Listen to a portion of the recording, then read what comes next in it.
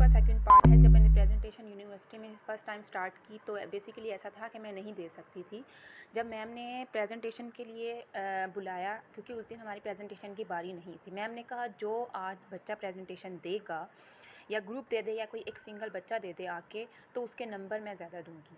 तो मार्क्स ज़्यादा देने थे मैम ने, तो सब ने सुना क्योंकि सबकी तैयारी नहीं थी। मेरा ऐसा था कि मैं साथ साथ याद भी करती थी उस मैम के जितने भी मतलब मैम के लेक्चर थे, सबको याद करती थी क्योंकि उनके पढ़ाने का तरीका मुझे बहुत अच्छा लगता था। जिस तरह समझाती थी उसी वक्त याद हो जाता।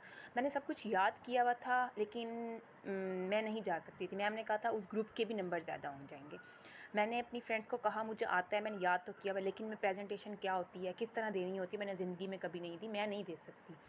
तो फ्रेंड्स ने टीचर को कहा कि इसको आती है, मैम ये कर सकती है। मैंने कहा मैम मैं नहीं कर सकती, मुझे तो वाइट बोर्ड पे खड़े होने का समझ नहीं आई कि मैं किस तरह दूँ। मैम कहती कभी भी ज़िंदगी में ये नहीं कहना चाहिए कि मैं नहीं कर सकता। जब आपने मैं नहीं कर सकता कह दिया तो समझें आप कुछ नहीं कर सकते। आपने एक माइंड बना लिया एक चीज़ का कि मैं कुछ नहीं कर सकता, तो आप कुछ नहीं कर सकते। आपने जब इस यूनिवर्सिटी में दाखिले से पहले आपने जब सोचा देखा सुना होगा कि प्रेजेंटेशन एक चीज़ होती है, जब आपने सुना तो आपने ये माइंड बना लिया मैं कुछ नहीं कर सकती। मैंने सोचा था मैं प्रेजेंटेशन जब होगी मैं नहीं करूँगी, 5 नंबर ही है ना, चले जाएंगे, कुछ नहीं होता। तो मैंने माइंड बना लिया था ना।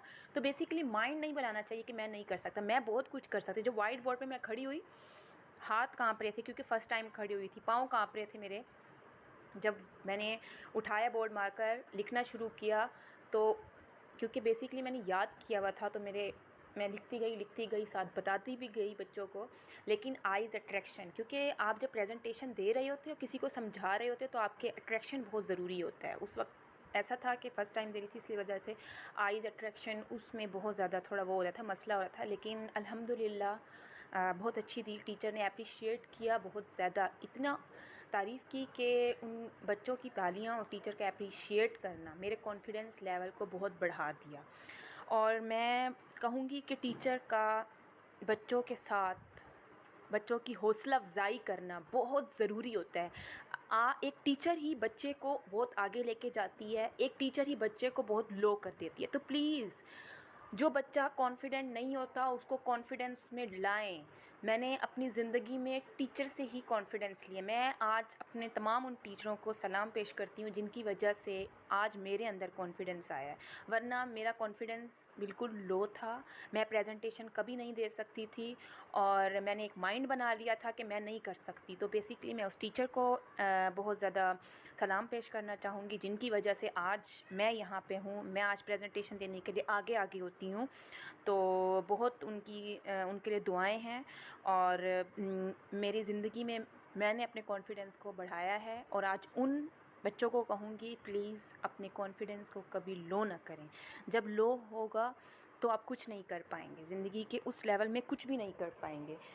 मैंने सोचा कि आप अगर कॉन्फिडेंस नहीं है तो कुछ भी नहीं है। Practice make man perfect. अगर आप प्रैक्टिस जो है ना वो आदमी को परफेक्ट बनाती है। कॉन्फिडेंस कब मिलता है? ये 5 चीज़ें हैं जिनसे कॉन्फिडेंस मिलता है।